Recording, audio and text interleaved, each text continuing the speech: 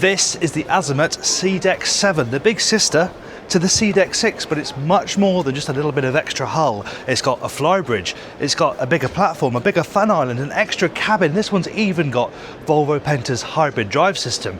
Plenty to get our teeth into then. Let's get going. I'm Jack Haynes, welcome to YachtBuyer.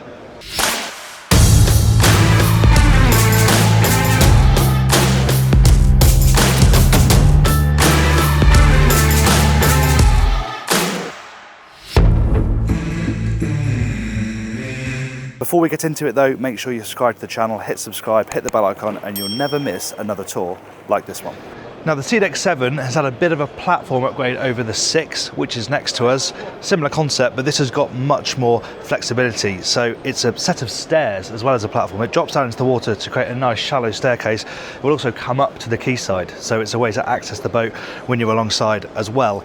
This area also integrates a tender garage, which you don't have over there. I say tender garage, actually it's only really big enough for a jet ski or a Seabob, but you've got some toy storage anyway. You can carry the tender on this platform as well, 600 kilogram lift capacity. There's more stuff going on too, because these hidden drawers pop open the bottom one, and you've got a wet locker. There's quite a deep storage void that's all drained out, so you can put wet stuff in there, anything you want really, but it's quite a handy little spot. But above that, come on, we have, this is quite a lot more fun, the barbecue. How about that? Not one, but two grills right by the waterline here. You can imagine with the platform down in the water, a bit of shade up, having a cook back here, you know, people swimming in the water. They call this whole area the Fun Island. They called that the Fun Island as well, but this is sort of the Fun Island 2.0. And we fold that back up, and then we can head to the cockpit. There is also the option to have a cassette passerelle additional to the steps you can use on the platform to get up onto the quayside, and we have the same cork decking option that you have on the Seadeck 6, and it's a good material for decking. It's nice and grippy, especially when it's wet, and it doesn't get too hot like teak or synthetic teak. And we have our balconies as well, and look, the pot plant that featured so heavily in our review of the Seadeck 6, go and watch that if you haven't by the way, has grown. Look how big it is. You can't have a Seadeck without your pot plant on board. But seriously, these balconies are really nice, and they don't feel like an afterthought. They're nicely integrated into the sides of the boats here. Over here, we've got this little unit which has got a bin, and at the push of this button, it pops out your third joystick. So this is where your wing station is, which is quite a cool position for it, and it really neatly tucks away when it's not in use. But I've got my joystick here, thruster controls, and obviously a great view aft, but importantly, a good view forward as well. Then when you don't want it, it just pops away. The seating is central, nice at the dinette. These seats here looking out over the water and over the sunpad. This table obviously opens up to double in size, and it's got a nice amount of protection from this overhang. Incidentally, there's also a bimini that slides out to offer protection to what is a really nice big sunpad, and you've got the glass balustrades as well. So you've got protection there, you know, stops people tumbling off, but it's glass, so it doesn't break up the view. Another balcony on the starboard side. I really like this feature. How nice would this be when you're in an anchorage, just gently bobbing away? It's got a seakeeper, so it shouldn't be bobbing too much, but just swaying away in the breeze, hanging out right over the water, literally hanging out over the water. Really, really cool. Right, let's head forward. On both sides, we've got boarding gates, so very convenient if you're side 2. And then this is a very similar look and feel to the 6, with the open bulwark here. See, that gives you that connection to the elements, to the water from inside, but still, this is nice and high. There are no rails, no guardrails, but these aren't too wide, so we can grab and help myself along very easily. And before we go too much further, you might be wondering, it's got a Flybridge, where are the steps? Well, they're there, and the clever part of the design is they are not gobbling space up in the cockpit. They are very neatly integrated to the starboard side. We're going to pop up those in a minute and have a look at the Flybridge. Further forward, we have the Helm door. Again, I'll explain a bit more about how all that fits together from inside. And now we're into another really nice living area, very much angled towards sunbathing, as you can see, but there's some nice practical detailing up here as well. We've got our pop-up lights, so you've got some illumination of an evening, and these are really handy. Handhold, deep storage area, couple of cup holders, and also a repeater for the Fusion stereo, so you can control the music from up here without having to go too far away. And you can see here the nice shape of the windscreen. Very similar to the 6. The only difference is 2 windscreens. No Flybridge available on the 6. That is one of the major upgrades on the 7. You have got a top deck. Before we go up there, we're going to talk about this area too. Completely flat, which is nice. There are no steps in this area to trip over. There is some glazing down here because that is where the crew space is, underneath my feet, if you are going to have crew on board. And then you've got your twin anchor locker and of course your mooring gear, all neatly tucked away, but most importantly, nice and flat, easy to move around this area. Right, let's look at the Flybridge. Right, up these sneaky little steps then. Practical stuff first. Forward here, a couple of very useful lockers on pantograph hinges, so they open up really nicely. You can stash, things like the screen covers, perfect for that. It's not all the flash stuff with Azimut, you know, they do think about the practicalities. And then onto the Flybridge itself. Now you'll immediately clock, if you're au fait with your 70-footers, that this is not a particularly big space for a boat this big, but there's a reason for that, which I'll point out in a second. Firstly, can we just admire, this is how comfortable seating should look and feel. It's squidgy, it's inviting, it's relaxing, it's just really, really nice. And it can all be covered by a bimini that when it's down, you wouldn't know was here. It neatly tucks behind the seating. You're going to want some shade up here, obviously. No hardtop option, but that is a nice feature, as is this. You may not expect to see behind this upholstered drawer a fridge. You can't cook up here, there's no wet bar, but you have at the very least got some nice cold drinks. And the reason this is smaller than you might expect is because there are big solar panels fitted on that aft section, builds into the Volvo hybrid system that I'm going to talk about more from the lower helm. But let's start with the upper helm, which I like because, first of all, this is a very comfortable position. The huge Azimut steering wheel is in good evidence, and you've got a navigator seat, but it's outside, so they can come and go without disturbing me as the skipper. They've also thought about all the placement of the major controls, so the throttles are right underneath my hand, and it's an IPS boat, so we've got a joystick here as well, which I can stand and control nice and easily. I can't really see the back of the boat, but we've got that third station in the cockpit, so that's not really much of an issue. Now it's got 2 IPS engine options. The larger one, IPS 1350, which is what this boat has got, 32 knot top speed and designed to cruise at around 23 knots. But there's the hybrid system as well. Again, more detail on that downstairs. So let's head down there. Right, let's head inside. First things first, look how wide this aperture is. The doors spin all the way across, so when they're open you wouldn't really know that they're here, and there is no threshold really between these 2 areas, so moving between these spaces is really easy. Just inside the threshold we have some storage. That's where you find the glassware. It would be nice if those lit up because they're quite dark, but you've got your flutes and your glasses all held in place. And we've got a similar thing over on this side. Again, all the storage is very subtly hidden away. AV control here as well, and controls for a TV that pops down from the ceiling from just behind my head. Now something you have got on here that you don't have on the 6 is this door on this side, so you have another access point, and it also means you can get natural breeze running through this area really nicely. It's the same interior designers as the 6, but that was very bleached and bright and white. There are a few darker tones in here, which I personally think works really well. And you haven't got all the seating on one side, you've got this little bench, so it's a bit more sociable. If you want to dine in here, this opens up to twice the size, so that's a really nice big table. And as I said, this sofa is directly opposite the TV that drops down from the ceiling over there.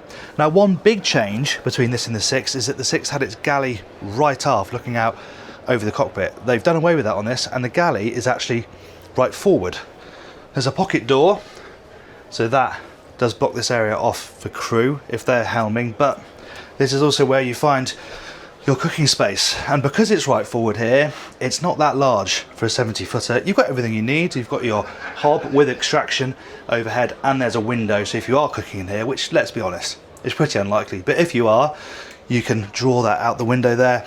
You've got an oven underneath, and then they have managed to find space for, a domestic size fridge and freezer. But yeah, a traditional Flybridge with, say, an aft galley, a midships galley, is going to have more space than this. However, it is quite convenient that it's opposite the helm, so on passage you can easily get to here and grab a snack. And talking the helm, let's have a closer look.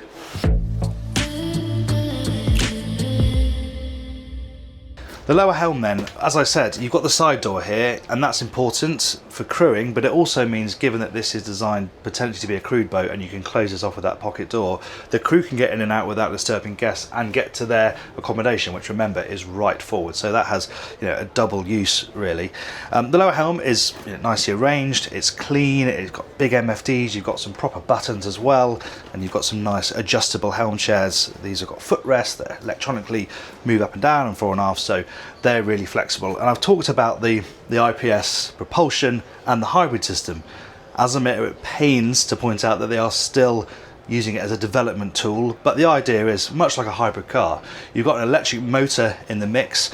The boat will do 11 knots on EV only. They won't tell us what range it'll do pure electric. I suspect around 20 nautical miles. So it's not about doing long journeys with electric. It's like using a hybrid car. On the motorway, you're probably using the engine. Through a little sleepy village, you're on electric power. At sea, the engine, when you're going to a marina or a nice bay, you're on electric power. That's the idea. But also the autonomy when you're running the boat. So you can run it for 12 hours, and this is where the solar panels come in.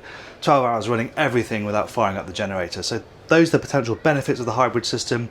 We need to sea trial it really to see if that's the case, and hopefully we will do later this year. Right, shall we head downstairs and have a look at the accommodation?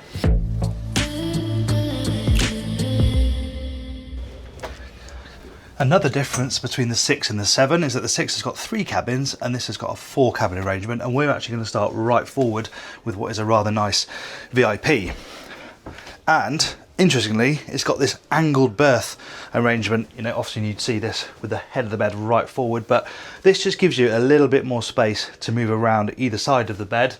And it also angles it so that you can see the hull window. So if you're lying in bed, you can actually see out, see the water through that one there.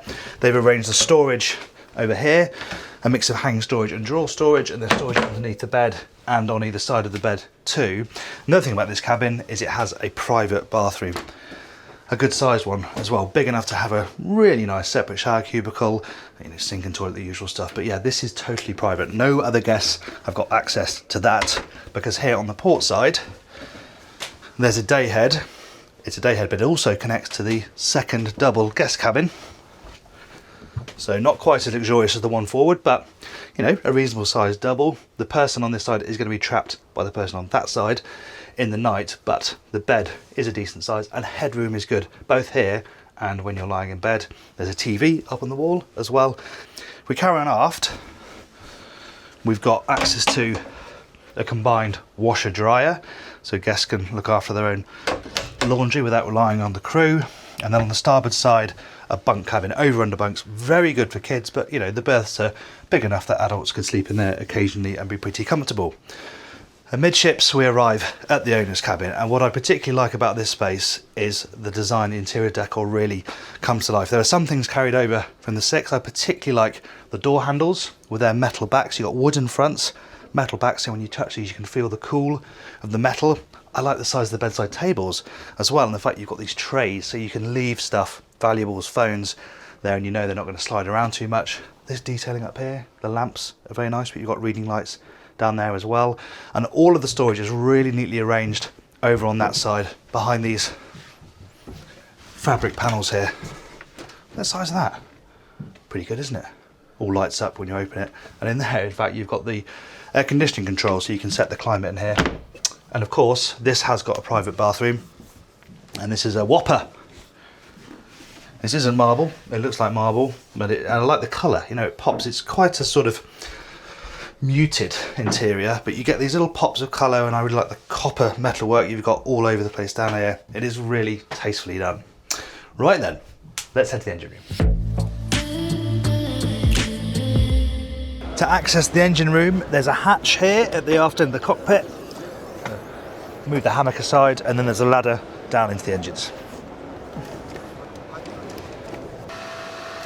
You come in next to the starboard engine, and then in front of them there is standing headroom, as you can see. But because of the storage for toys that we mentioned earlier on through the tender garage, there's quite a big intrusion over the engines. And I mention wandering lights all the time in these engine rooms. I've actually got a reason to use one, because I'm going to go down here and point at things. Right, so obviously, you know, you can get between the engines if you're happy to sit down or kneel. We've got Seakeepers, 2 Seakeepers on this boat in the middle here, and then you have the battery bank as well, and that's the battery bank that is feeding the electric motors, being fed by the solar panels.